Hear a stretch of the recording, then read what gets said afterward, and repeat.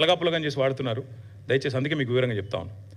Formula 1, 2, 3, 4 అవేమో regular internal combustion engines, ice engines అంటారు వాటితో జరిగే రేసులు. ఫార్ములా ఈ అంటే ఎలక్ట్రిక్ వాహనాలతో జరిగే రేసు ఫార్ములా ఈ. ఇవన్నీ కూడా FIA కిందికి వస్తాయి, ఫెడరేషన్ ఆఫ్ ఇంటర్నేషనల్ ఆటోమొబైల్స్ అని, దాని కిందికి వస్తాయి. ఎట్లయితే క్రికెట్లో మనకు BCCI, ICC రెండు ఉంటాయి. BCCI అంటే Bharat cricket board of cricket control India, ICC అంటే ఇంటర్నేషనల్ క్రికెట్ కౌన్సిల్. అట్లాగే ఇందులో కూడా 2 అసోసియేషన్స్ ఉన్నాయి. ఒకటి FMSCI, federation of motor sports clubs India, same BCCI మాదిరిగా ఇండియాలో ఒకటి ఉంది. అదే మాదిరిగా మళ్ళీ ఇంటర్నేషనల్గా FIA, ఫెడరేషన్ ఇంటర్నేషనల్ ఆటోమొబైల్.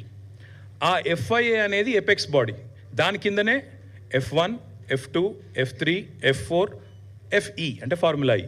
ఈ రేస్లన్నీ కూడా వాళ్ళ కిందనే నడుస్తాయి. ఎప్పుడైతే చంద్రబాబు నాయుడు గారు 2001, 2, 3 ఆ ప్రాంతంలో ఈ బర్నీ ఎకెల్స్టోన్ అని ఆయన ఫార్ములా 1 యొక్క CEO ఆయనని కలిసి మీరు హైదరాబాద్కి రండి, మీరు ఇక్కడ రేస్ పెట్టడానికి కావాల్సిన ఏర్పాట్లు నేను చేస్తాను ప్రభుత్వ పరంగా అని ప్రయత్నం ప్రారంభించారు. కానీ దురదృష్టం ఆ ప్రయత్నం ఫలవంతం కాలేదు, ఫర్ వాట్ ఎవర్ రీజన్. అప్పటికి చంద్రబాబు నాయుడు గారు 2004లో ఓడిపోయారు, అది కూడా ఒక కారణం కావచ్చు. కానీ చంద్రబాబు నాయుడు గారు ఓడిపోక ముందే ఆయన ప్రభుత్వంలో ఉండంగానే ఇవాళ గోపన్పల్లి, మనకిప్పుడు ఫైనాన్షియల్ డిస్ట్రిక్ట్ పక్కనే ఉన్న ప్రాంతం గోపన్పల్లి, అక్కడ 580 ఎకరాల భూసేకరణకు నోటీసులు కూడా ఆనాడు ప్రభుత్వం ఇవ్వడం జరిగింది రెవెన్యూ డిపార్ట్మెంట్ ద్వారా. దేనికి? ఒక formula 1 race track, permanent track ఇండియాలో బిల్డ్ చేయాలి, దానికి హైదరాబాదే కేంద్రం కావాలి అనే కోరికతో ఆనాడు చంద్రబాబు నాయుడు గారి ప్రభుత్వం ఒక బలమైన ప్రయత్నం చేసింది. దురదృష్టం వారి ప్రభుత్వం పోయింది. ఆ తర్వాత వచ్చిన కాంగ్రెస్ ప్రభుత్వం వాళ్ళు దాన్ని పట్టించుకోలేదు. అట్లే ఆ రైతులు కూడా ఎవరైతే ఆ గోపన్పల్లిలో భూసేకరణ నోటీసులు రిసీవ్ చేసుకున్న వాళ్ళు ఉన్నారో వారు అప్పటి నుంచి ఇప్పటివరకు న్యాయ పోరాటం చేస్తూనే ఉన్నారు. ఆ రైతుల్లో ఒక ఆయన రేవంత్ రెడ్డి కూడా ఉన్నాడు. ఈరోజు ముఖ్యమంత్రిగా ఉన్న రేవంత్ రెడ్డికి కూడా అక్కడ 15 ఎకరాల భూమి ఉంది. సో ఇప్పుడు నేను చెప్పే స్టోరీ అంతా రేవంత్ రెడ్డికి కూడా ఎరికే. ఆయన గుంజుకున్నాడా లేకపోతే నిజంగానే రిజిస్టర్ చేసుకున్నాడా అది నాకు ఎరకలేదు. కానీ గోపనపల్లిలో భూమి ఉందని ఆయన అఫిడవిట్లో కూడా చూపెట్టిండు. ఎలక్షన్ అఫిడవిట్లో కూడా రేవంత్ రెడ్డి గారి ఎలక్షన్ అఫిడవిట్లో కూడా నాకు 15 ఎకరాల భూమి గోపనపల్లిలో ఎక్కడైతే ఫార్ములా 1 కోసం ఆనాటి అప్పటి తెలుగుదేశం ప్రభుత్వం భూసేకరణ నోటీసులు ఇచ్చిందో అందులో నాకు కూడా ఉన్నది అని చెప్పి రేవంత్ రెడ్డి గారు కూడా అఫిడవిట్లో, ఎలక్షన్ అఫిడవిట్లో కూడా మొన్న 2023 ఎలక్షన్ అఫిడవిట్లో కూడా డిక్లేర్ చేశారు. తదనంతరం ప్రయత్నాలు జరిగినాయి దేశంలో. ఈ F1 అనే రేసును తేవాలి, ఎందుకంటే చాలా విస్తృతమైన ప్రచారం కలిగిన బాగా పాపులర్ రేస్ F1. దాని చుట్టూ మర్చెండైజింగు, దాని చుట్టూ కొన్ని సిటీల యొక్క గ్రోతే దాని చుట్టూ. మొనాకో అనే ఒక సిటీ ఉంటుంది, ఒక కంట్రీ కమ్ సిటీ. అది మొనాకోలో జరిగే గ్రాండ్ ప్రీ వరల్డ్ ఫేమస్. అక్కడ పెద్ద వాళ్ళు ప్రపంచంలో ఉండే బిలియనీర్లు అందరూ దిగుతారు. అసలు ఆ మొనాకో అనే సిటీ వెలుగులోకి వచ్చిందే ఈ ఫార్ములా 1 రేస్ వల్ల.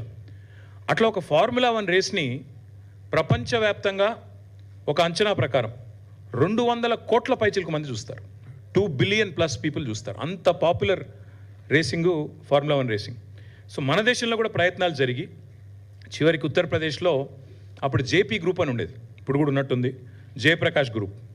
నోయిడాలో వారు ఒక ట్రాక్ కట్టారు, పెద్ద ట్రాక్ కట్టి ఆ ట్రాక్లో ఫార్ములా 1 వాళ్ళని ఒప్పించి మొత్తానికి ఉత్తరప్రదేశ్ నోయిడాలో డబ్బులు మేము పెడతాము అని చెప్పి 1700 కోట్ల రూపాయలు ఖర్చు చేసి, ఇది ఎప్పుడు నేను చెప్పేది 2009-10 ఆ ప్రాంతంలో 1700 కోట్ల రూపాయలు ఖర్చు చేసి ఆనాడు 2009, 10, 11. ఎందుకంటే ఒక రేస్ అనేది 1 సంవత్సరం కోసం జరగదు. రేస్ అనేది ఎప్పుడైనా కూడా ఒక 4 సంవత్సరాలు 3 సంవత్సరాలు సైనింగే. ఎందుకంటే ఒకటేసారి అట్లా వచ్చి ఇట్లా రేస్ చేసి వెళ్ళిపోవడానికి కాదు, ఉండదు. డెఫినెట్గా ఒకసారి దాన్ని ఏమంటారు క్యాలెండర్లోకి రావాలి, ప్రచారం జరగాలి. ఇప్పుడు నేను చెప్పాను అబుదాబి గ్రాండ్ ప్రీ ఉంటుంది, లాస్ వేగస్లో ఉంటుంది, తర్వాత సౌపాలోలో ఉంటుంది. ఇట్లా క్యాలెండర్ ఉంటుంది అనమాట. 12 నెలల్లో ప్రతి 2వ శనివారం ఏదో ఉంటుంది రేసు. అవన్నీ ముందే డిసైడ్ అయ్యి ఉంటాయి ఎక్కడెక్కడ రేస్ జరుగుతుంది అని చెప్తే మోటార్ స్పోర్ట్స్ ఎంతూజియాస్ అందరూ కూడా అయితే టీవీలో చూడడమో లేదా టికెట్లు కొనుక్కొని అక్కడ పోయి రేస్ చూడడమో ప్రత్యక్షంగా ఇవన్నీ జరుగుతూ ఉంటాయి. సో అట్లా ఉత్తరప్రదేశ్కి మొత్తానికి వాళ్ళు పట్టుకొచ్చారు, JP గ్రూప్ వాళ్ళు పట్టుకొచ్చినారు. 3 సంవత్సరాలు జరిగింది race, 9, 10, 11. For whatever reason 3 సంవత్సరాల తర్వాత వాళ్ళకు ఫార్ములా 1 వాళ్ళు ఇక మళ్ళీ మేము రాము ఇండియాకి అని చెప్పి క్యాన్సిల్ చేసుకొని 11 తర్వాత వాళ్ళు వెళ్ళిపోయినారు. రీజన్స్ నాకు తెలియదు. కానీ దాదాపు అప్పట్లో జేపీ గ్రూపు, అక్కడ ఉత్తరప్రదేశ్ ప్రభుత్వము అందరు కలిసి ఖర్చు పెట్టిన అమౌంట్ 1500 నుంచి 1700 కోట్లు. 1500 నుంచి 1700 కోట్ల రూపాయలు ఆ రేస్ నిర్వహణ కోసం ఖర్చు పెట్టారు. సరే, అందులో కొంత రెవెన్యూ కూడా వచ్చి ఉంటుంది, వచ్చిన వాళ్ళు చూడడానికి, స్పాన్సర్స్, దానికి దీనికి కొంత రెవెన్యూ కూడా వచ్చి ఉంటుంది. తర్వాత ఇంకా మళ్ళీ భారతదేశంలో మోటార్ స్పోర్ట్స్ రేసులు ఆ స్థాయిలో ఎన్నడూ జరగలేదు. చిన్నవి జరుగుతుంటాయి. ఫార్ములా 4 రేస్ అని మొన్ననే చెన్నైలో జరిగింది. నిన్నగాక మొన్న మీరు చూసింటారు, అమిత్ షా గారు జమ్మూ కాశ్మీర్లో ఫార్ములా 4 రేస్ జరిగింది, ఇది గర్వకారణం భారతదేశానికి అని కూడా మొన్ననే ట్వీట్ చేశారు, చూసింటారు మీరు. అట్లాగే చెన్నైలో మొన్ననే అక్కడి ప్రభుత్వం, స్టాలిన్ గారు, వారి కుమారుడు డిప్యూటీ సీఎం ఉదయ్ స్టాలిన్ 42 కోట్లు ప్రభుత్వం నుంచి ఖర్చు పెట్టి ఫార్ములా 4 రేస్. ఫార్ములా 4 అంటే నిజంగా చెప్పాలంటే ఫుడ్ చైన్లో చాలా కింద ఉంటుంది. F1 తర్వాత F2 తర్వాత F3 తర్వాత F4 అలా. సో ఈ రకంగా ఈ రేసుల కోసం దేశవ్యాప్తంగా పోటీ ఎప్పటి నుంచో ఉంది. సో ఆ క్రమంలో గత 10, 11, 12 సంవత్సరాలుగా ఒక కొత్త ట్రెండ్ స్టార్ట్ అయింది. ఈరోజు మనం 2024 సంవత్సరంలో ఉన్నాం. ఇంకా 4 రోజులు అయితే 2025లో ఉంటాం. గత 2013-14 నుంచి ఎప్పుడైతే ఐస్ ఇంజన్ పోయి, ఐస్ అంటే ఇంటర్నల్ కంబషన్ ఇంజన్, డీజిల్ పెట్రోల్తో నడిచే ఇంజన్లు, అది పోయి ఎలక్ట్రిక్ వాహనాలు రావడం స్టార్ట్ అయిందో, ఎలక్ట్రిక్ వెహికల్స్ రావడం స్టార్ట్ అయిందో, అప్పటి నుంచి రేసింగ్లో కూడా ఎలక్ట్రిక్ వెహికల్స్ని తీసుకురావాలనే ఒక కొత్త కాన్సెప్ట్తోని ఈ ఫార్ములా ఈ అంటే ఈ అంటే ఎలక్ట్రిక్, ఆ రేసింగ్ స్టార్ట్ అయింది. ఆ రేసింగ్ స్టార్ట్ అయిన తర్వాత దానికి కూడా విస్తృతమైన ప్రచారం వచ్చింది, దానికి కూడా విపరీతమైన ప్రచారం, విపరీతమైన అట్రాక్షన్ వచ్చింది. సో ఈ క్రమంలో మన గవర్నమెంట్ తెలంగాణలో ఇక్కడ టీఆర్ఎస్ గవర్నమెంట్, బీఆర్ఎస్ గవర్నమెంట్ ఏర్పడిన తర్వాత 2014లో మేము చాలా ఆలోచన చేసినాం, ఏ సెక్టర్స్లో మనం పెట్టుబడులు ఆహ్వానించవచ్చు, ఏ రంగాల్లో మనం విస్తృతంగా తెలంగాణ ప్రయోజనాలను కాపాడవచ్చు.